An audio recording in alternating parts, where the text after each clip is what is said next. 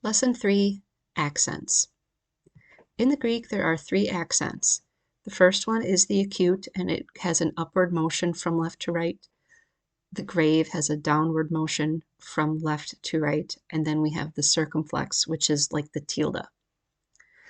Lambane ton dulon akuo tes phones. In the English, the accent means a stress of voice, and today in the native Greek, it is going to be the simple stress of voice. It wasn't always like that, however, but we aren't going to be talking about Attic Greek or any of that stuff, so we will just proceed with it being a simple stress of voice.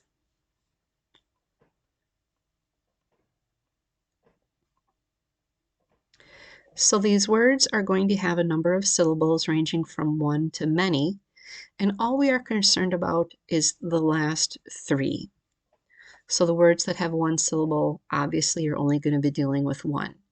Even if you had a word as long as supercalifragilisticexpialidocious, you are only worried about the last 3 syllables. The last syllable is referred to as the ultima, the second to last is the penult, and the third to last is the antepenult. Now in number 10, please observe that each of these words ends with omega. The ending of omega in the verb in the Greek is giving you a personal pronoun of I with the word, which is why you're going to see the English I in these definitions. Ago, akuo, blepo, gnosko, grapho, eurisco, fellow, lambano, lego, pempo, pistuo, echo.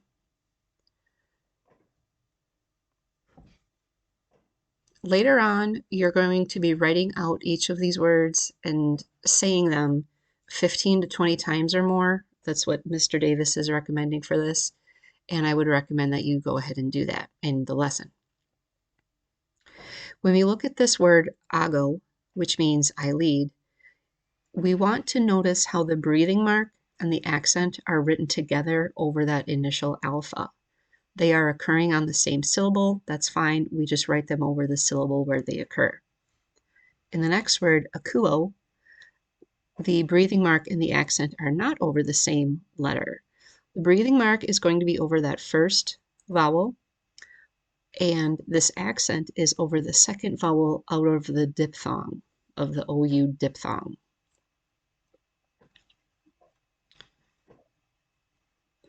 We're also going to observe that every initial vowel or diphthong has a breathing mark.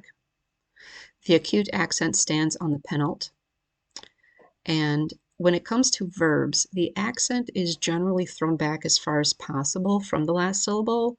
That is known as a recessive accent, and that is something that we'll be writing down later, which is going to be applicable to verbs. And in this list, the position of the accent is determined by the last syllable.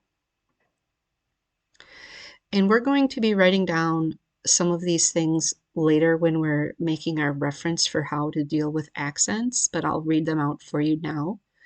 If the last syllable is long, the accent falls on the penult. If the last syllable is short, the accent falls on the antepenult, which is the third from the end. A syllable is considered long if it contains a long vowel or a diphthong. Now remember when we talked about vowels, the eta and the omega are always long.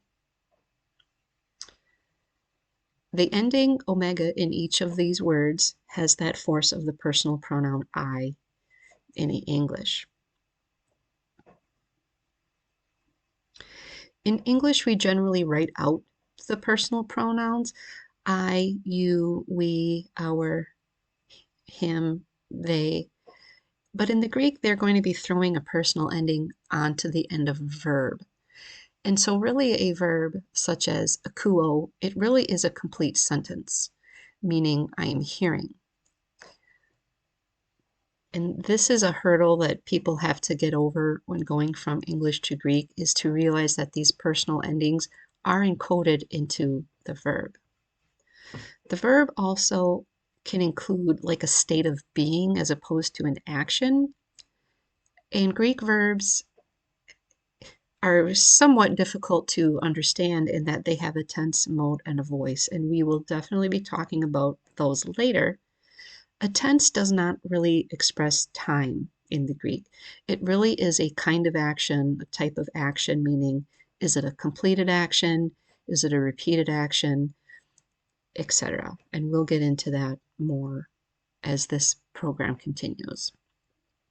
The mode is really a relationship between the wording and reality, meaning something that is over something that you wish to be. Those have different relationships to reality, and that is mode.